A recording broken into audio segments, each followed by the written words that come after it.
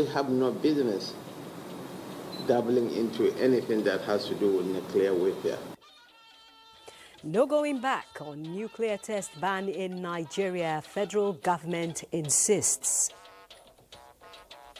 Beyond party lines, we should not be afraid to say it. You have a progressive spirit.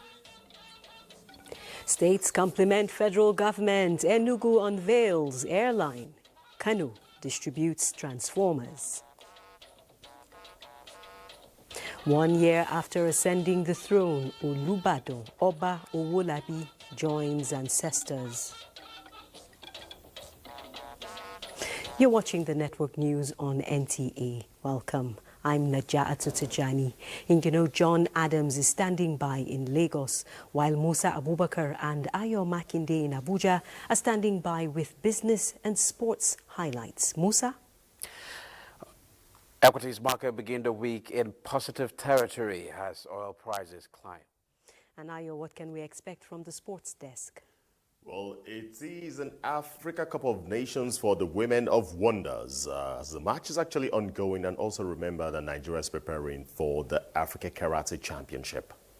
Details in the course of the bulletin. Meanwhile, remember that this broadcast is being streamed live on our website, nta.ng/live. Do follow us across social media. Our handles are displayed on the screen.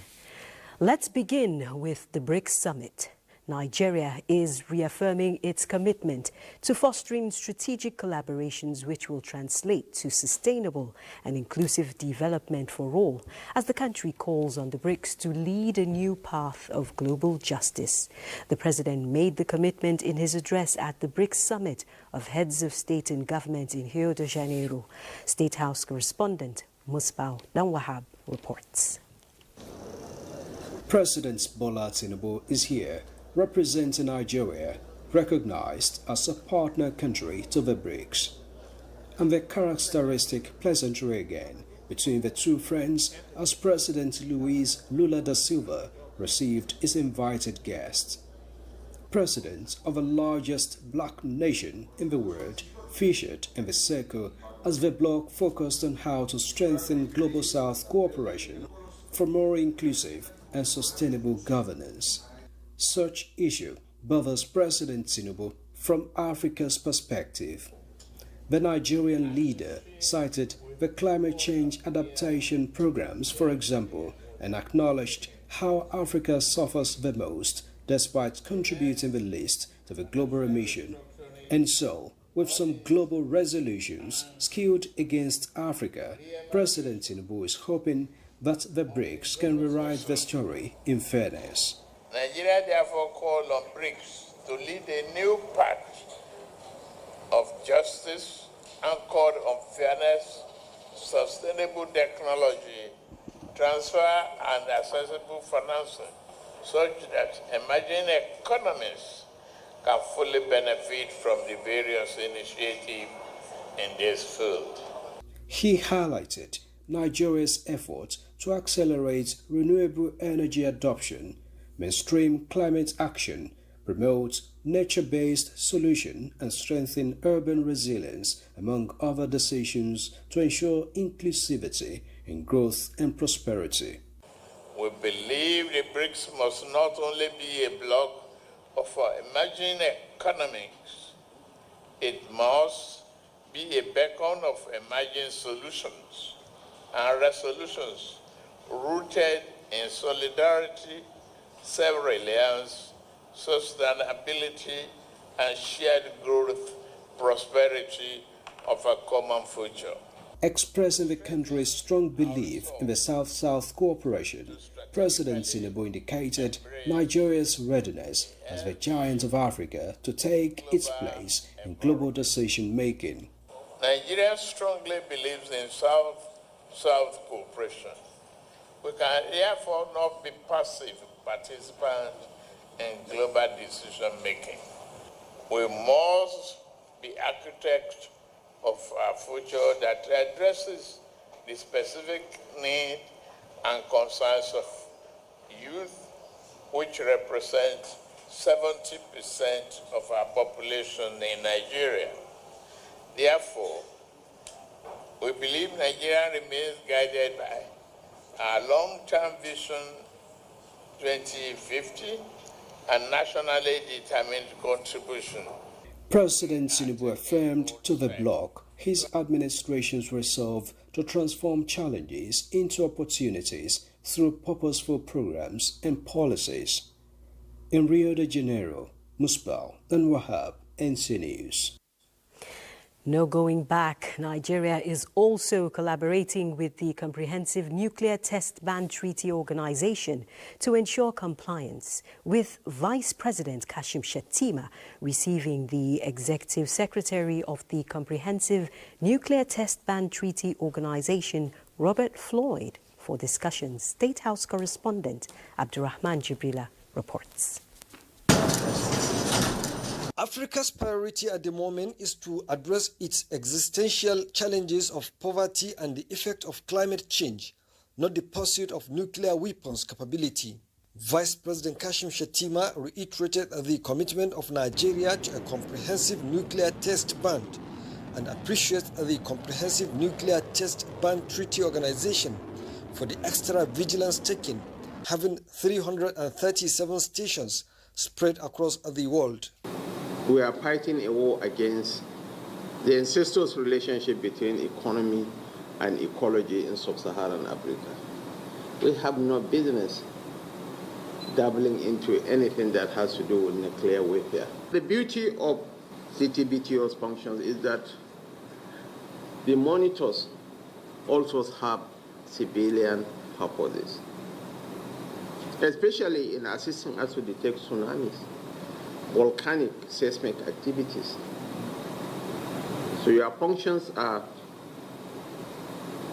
contributing to the global stability of our ecology.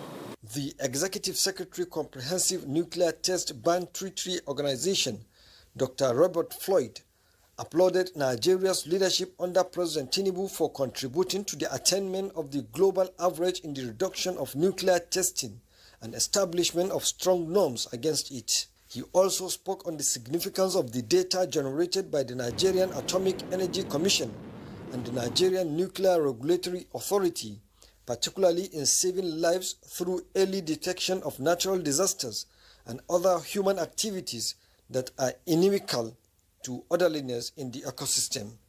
From the State House, Abdurrahman Jibrila, NTA News.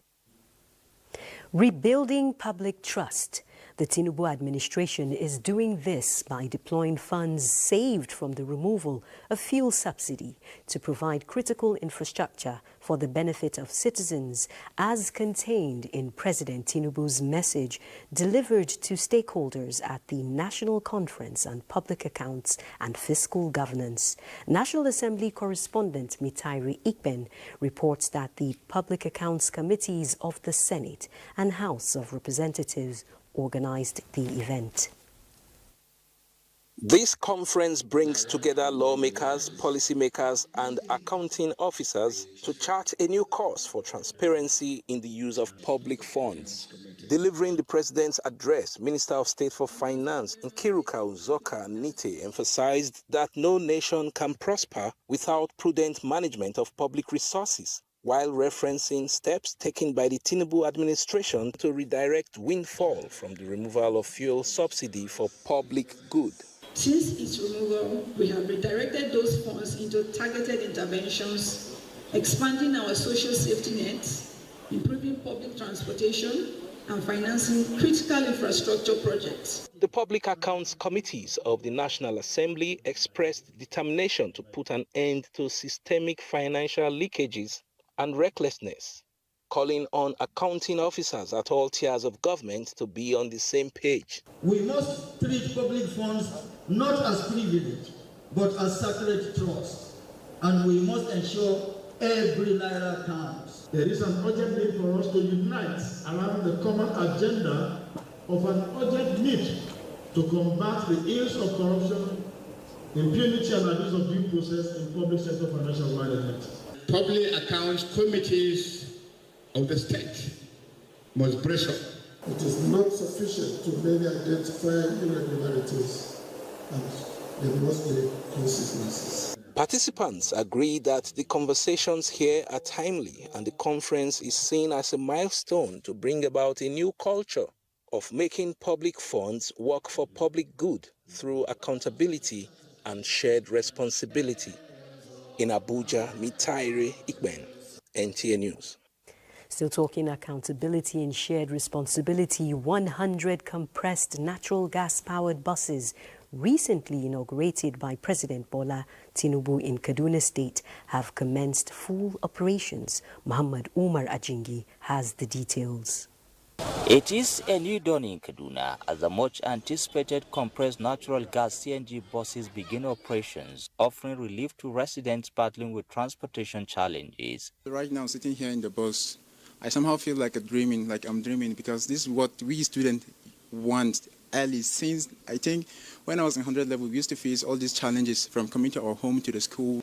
20 numbers were allocated to the workers, and we are grateful for that. You can see, despite our number, we have taken the chunk, but I mean good percentage of it. Leading by example, the governor of the state personally joined one of the buses, taking a symbolic ride from NTA Junction to Sabontesha. He stopped along the way to pick up students and other commuters, demonstrating the government's commitment to serving the people directly. Because of work we've done in the area of transportation, President Bola Tinubu have also supported Kaduna State in our light rail project for us to do the groundbreaking of our light rail on the 22nd of September this year. And of course, Kaduna State will be the second state apart from Lagos to have light rail project. This initiative is a key component of the state's mass transit revitalization plan, aimed at providing affordable, eco-friendly and efficient public transport across the state. The CNG-powered buses fully put to use today in Kaduna State are expected to be conveying passengers from different locations in the metropolis, and it is free for good 6 months for students as well as civil servants. In Kaduna, I am Muhammad Umar Ajingi, NTA. Free for 6 months. Similarly, Kano State government is considering alternative solutions to boosting electric power supply aimed at facilitating economic growth and industrial development. Governor Abba Kabir Yusuf made this known during the distribution of 500 units of transformers to the 44 local government areas. Abdullahi Mustafa reports. This is a collaboration between Kano State government and the 44 local government councils to address persistent electric power distribution challenges in both urban and rural communities across the state. The initiative, Governor Abba Kabir Yusuf stated, is aimed at facilitating economic growth and industrial development with the broader goal of creating employment opportunities and significantly reducing poverty. He further disclosed that additional long-term measures are being considered to provide a lasting solution to the state's electricity challenges. With the current population surge of over 21 million people and the rise of emerging businesses, Kano State cannot be left behind in the supply and distribution of electricity. In a major development, Governor Yusuf announced the state-owned electricity company has commenced evacuation of power from the 10-megawatt Tiga hydropower generation plant. The governor urged residents of the benefiting communities to take ownership of the infrastructure by safeguarding it against vandalism. In Kano, Abdullahi Mustafa. Now let's head to Enugu State, which has witnessed the first landing and inauguration of state-owned airline Enugu Air at the Akanu Ibiam International Airport. Chika Ugu reports that State Governor Dr. Peter Mba describes it as an economic enabler driven by excellence to ensure connectivity and job creation. The launch of the Enugu Air is more than just a structure, but also a regional hub for the southeast and beyond, as well as a means to achieving its vision of attracting over 3 million tourists annually, creating jobs for over 20,000 people, and growing the state's GDP. Through Enugu Air, we have shown how much we can achieve and accomplish when there is sufficient political will and, of course, the requisite vision. Beyond party lines, we should not be afraid to say it. You have a progressive spirit, you have done well for Enugu State, and you are one of the best performing governors of the world. The Enugu airline has passed through the strict aviation process and licensed to fly. His Excellency didn't just articulate this vision, he stayed the course, backed it with policies, resources, accountability, and most importantly, he rode his sleeves with his personal involvement and belief. The airline, which is fully operational from Enugu to Lagos and Abuja, is in partnership with a private organization renowned for its aviation excellence in Africa. In Enugu, Chika Ubu, NTA News.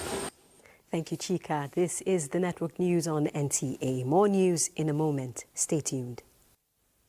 Revitalizing the Almajiri and out-of-school children's initiative is the bold and powerful theme of a campaign by the National Commission for Almajiri and out-of-school children's education, which has rolled into Maiduguri, Borno State with purpose and passion. The campaign is set to sweep across 7 states in Nigeria, planting seeds of hope wherever it goes. Umar Jimbarima reports.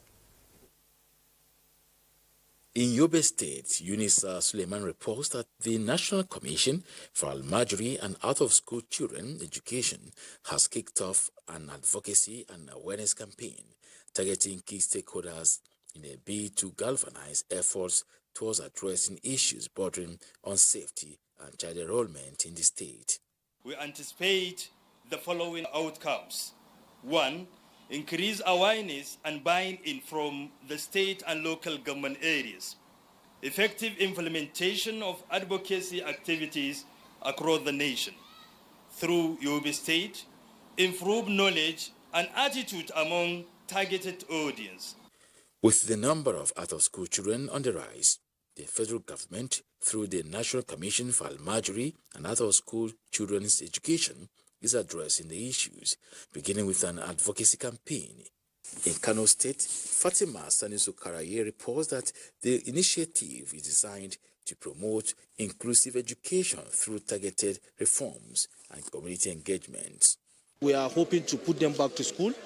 We are hoping to also give them skills acquisition training, especially the Almajiris. Our expectation, we will have cooperation from the parents, from the children, from the Alaramas, and from those people that are misusing this particular set of children. The campaign was also carried out in Maiduguri, the Borno State capital, with the purpose and passion under the theme Revitalization of the Almajiri and Out-of-School Children's Initiative. We have Borno Central, we have Borno North and Borno South. And we hope to commence the flagging off of this particular activity in Borno South soonest. Omar Jimbarima reports that the advocacy is one that sows the seeds of hope, bridging barriers and fostering inclusion for all.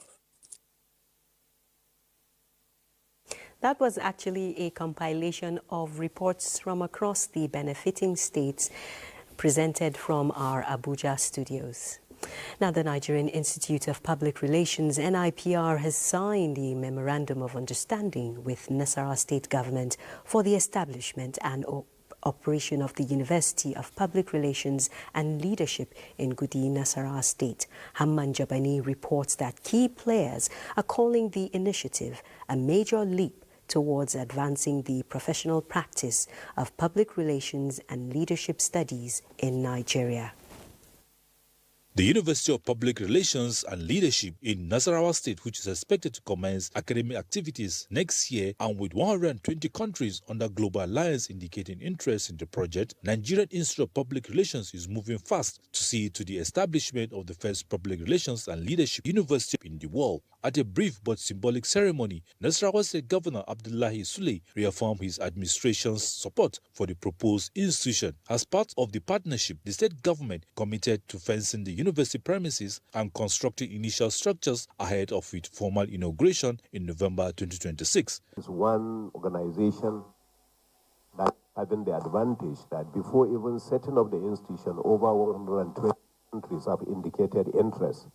So that is the reason why you can use this platform for the real renewed hope of Nigerians. And they have chosen Nigeria as a place they want to site this great university that will service the needs of 126 countries. The governor presented certificate of occupancy for the university land to the NIPR leadership. Haman Jabani, NTA News.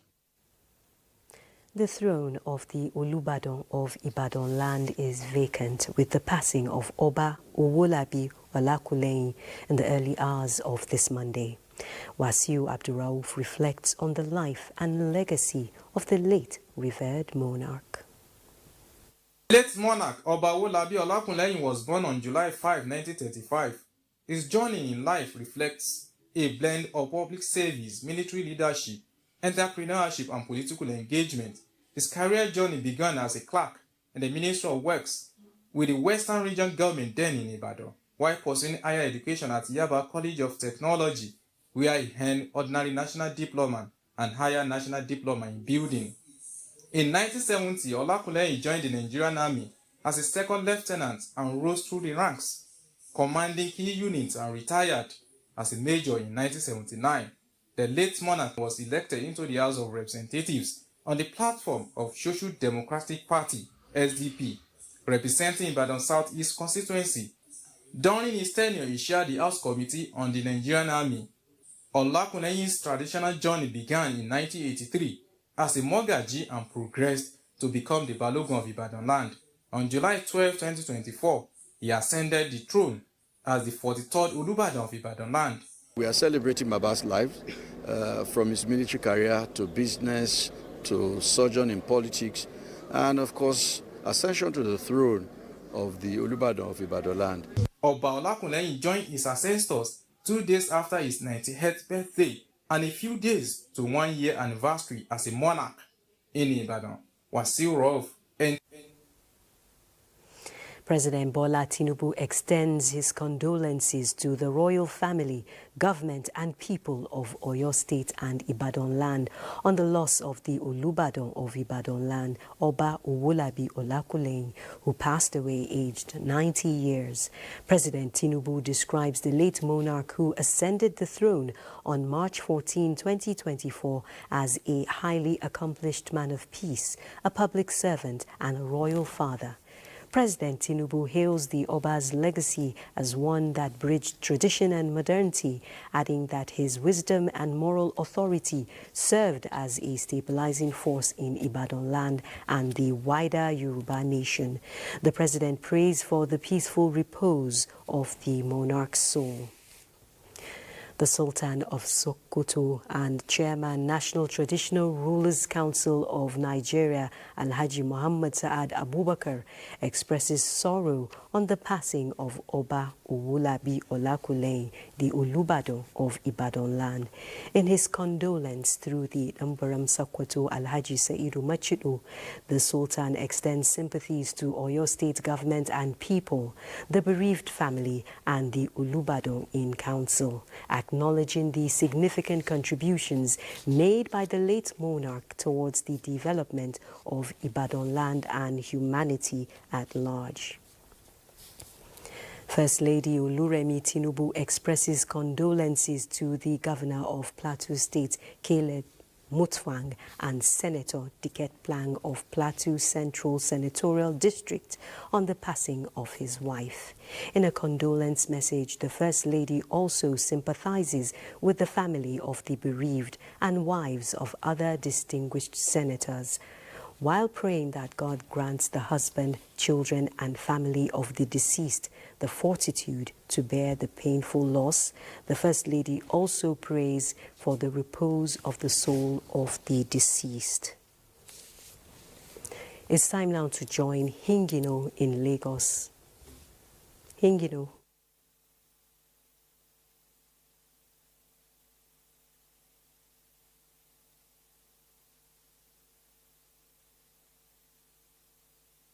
Thank you, Najatu, and welcome to Lagos.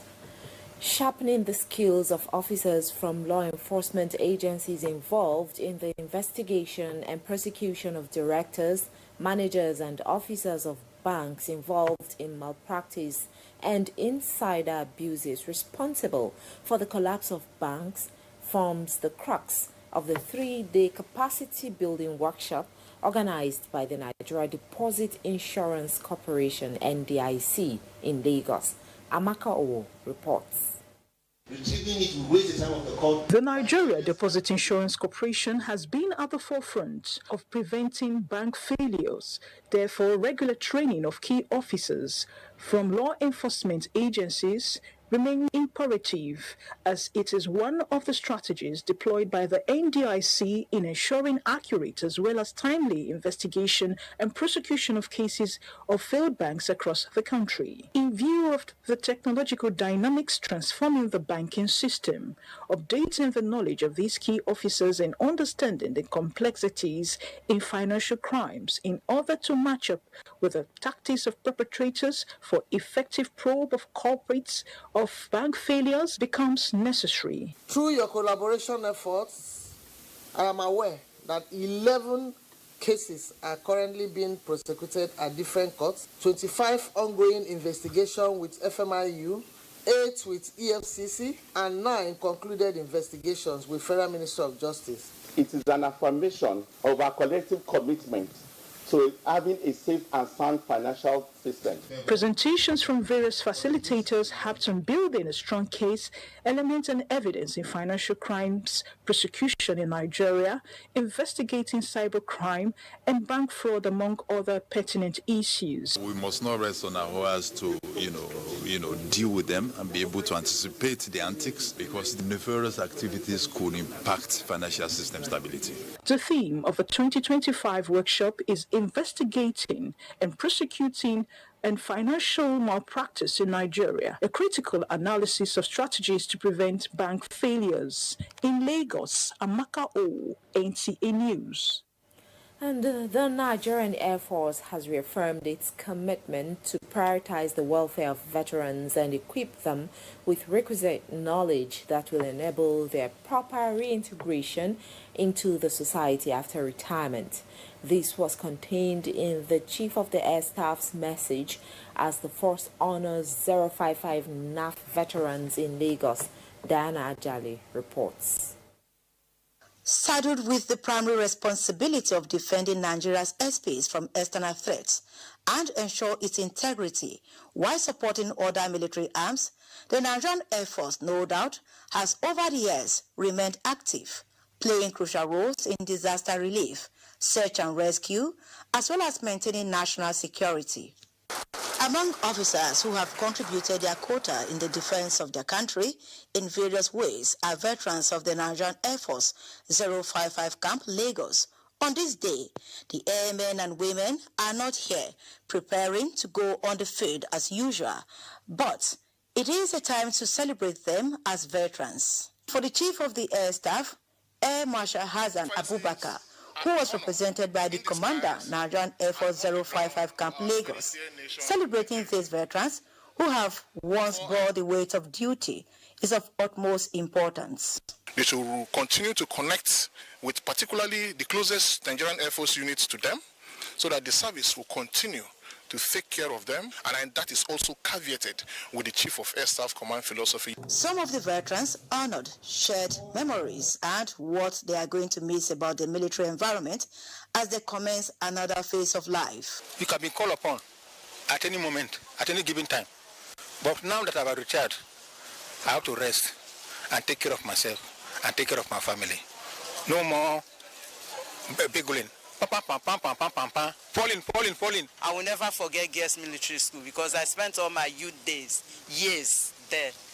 The Veterans Parley event featured lectures that focused on maintaining a healthy lifestyle, key realities, and redefining work-life balance after service. The veterans were also given free medical checks. In Lagos, Diana Ajale, NTA News. That's it from here. Time now for some messages. The news will be back shortly. The Nigeria Data Protection Commission, NDPC, has fined MultiChoice Nigeria 766.2 million naira for violating the Nigeria Data Protection Act, NDPA. In a statement by the NDPC, its investigation found that MultiChoice unlawfully processed personal data of both subscribers and non-subscribers and conducted unauthorized cross-border data transfers. The NDPC states that these actions breached the Data Protection Act and Nigeria's constitution. NDPC CEO Dr. Vincent Olatunji has ordered a full review of all MultiChoice data collection channels, warning that any breach will face further penalties. It's time now to join Musa in his business corner for the latest business news. Musa? Thank you, Najat. Let's begin with energy. Oil prices rose on Monday despite OPEC Plus announcing a larger than expected output increase for August and ongoing concerns about the potential impact of U.S. tariffs. The market remains supported by tight physical supplies.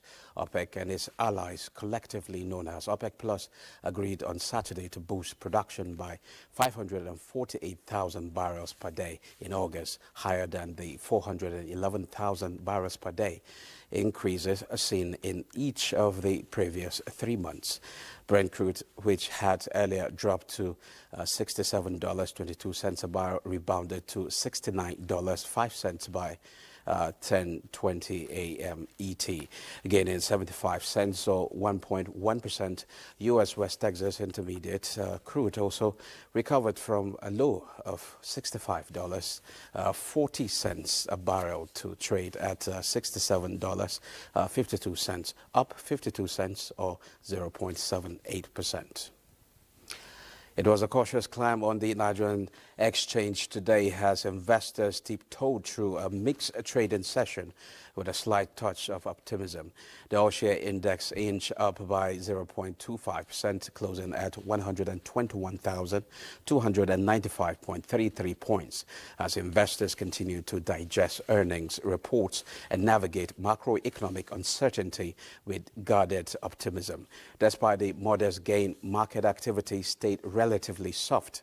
The session recorded 24,042 deals with a total volume of 824.1 million shares traded, valued at 14.44 billion naira. The overall market capitalization followed the ASI's lead, ticking higher to settle at 76.53 trillion naira, reflecting a renewed, if cautious, confidence in blue chip and mid-tier equities.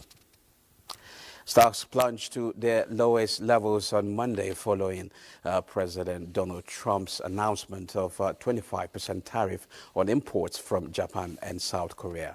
Let's see stocks across the globe.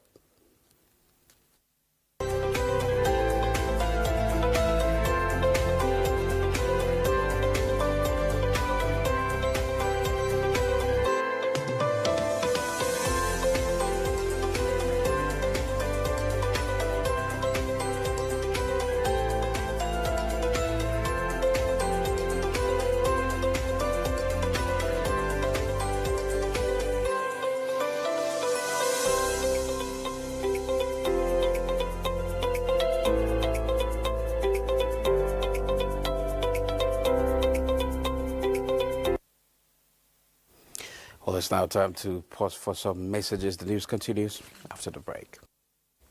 Handing over now to Ayo in the arena for sports update. Ayo. Yeah, thanks so much, Nadia. Well, you're seated, but we'll begin with some martial arts because Karate Federation of Nigeria will use the 2025 African Karate Championship UFAC from July 22 to 27 in Abuja to consolidate gains of grassroots development and make elite karatecas in the country a force to be reckoned with on the continent.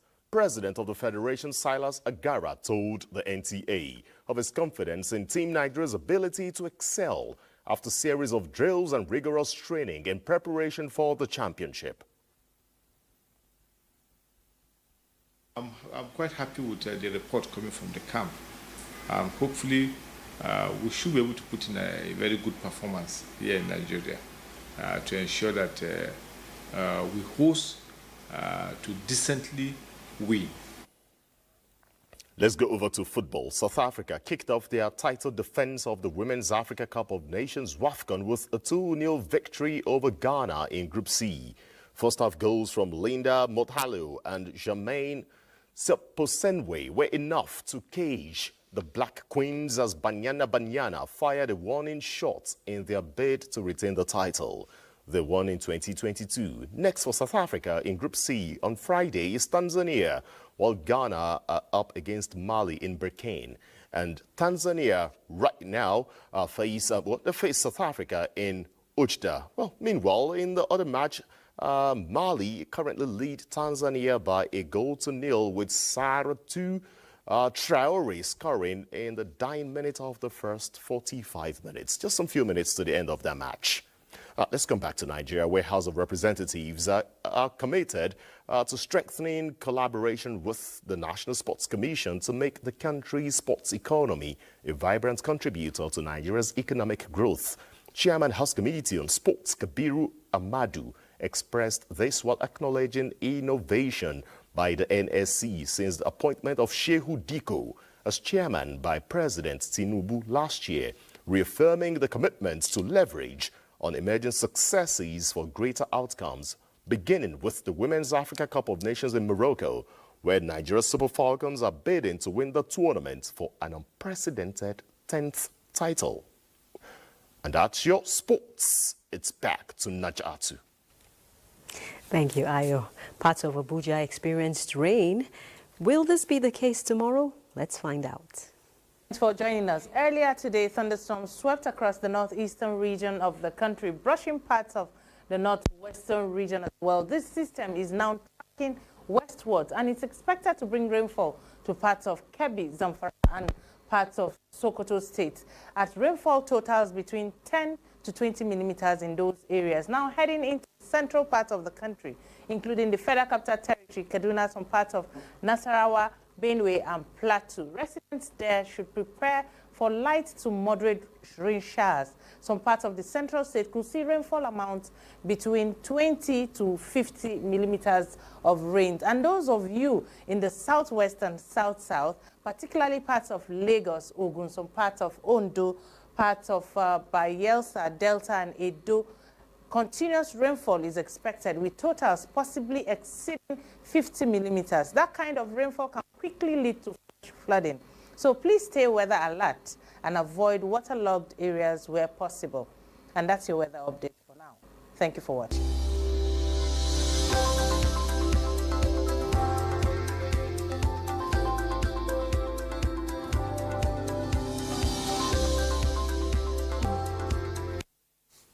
Cloudy with light showers, that's the outlook for tomorrow. And that concludes the network news on NTA. Thanks for staying with us. I'm Najatu Tijani.